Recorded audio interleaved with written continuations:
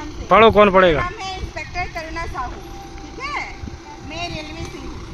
Train में कौन कौन चढ़ा है? सब कुछ चढ़े हैं? आप भी चढ़े हो? कोई बात नहीं, चढ़े हो ना आप लोग? ठीक है, घूमना होगा तो राजनांदगांव आना, मैं आप सबको ट्रेन दिखाऊंगा, ठीक है। हम लोग कौन से देश में रहते हैं? भारत देश, वेरी गुड। और हमारे प्रधानमंत्री का नाम क्या है? हाँ, मोदी जी है, वेरी गुड। हमारी नाम क्या है हमारे प्रधानमंत्री का? मोदी सरकार। और हम लोग कौन से राज्य में रहते हैं? छत्तीसगढ़, बहुत अच्छी, ठीक है। और मैं आप लोगों को ये बोलना चाहती हूँ, रेलवे के किनारे नहीं जाना है, ठीक है।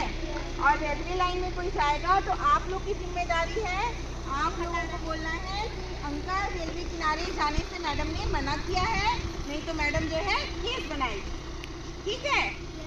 और एक चीज़ है बेटा, गाय वाय को भी जाने भी नहीं देना है। गाय जो चलती रहती है ना, उसको भी अपने आप लोग को नहीं भगाना है, अपने मम्मी पापा को बोलना है कि आप गाय को भगा दो, क्लियर? चलो, वेरी गुड, नमस्ते नमस्ते।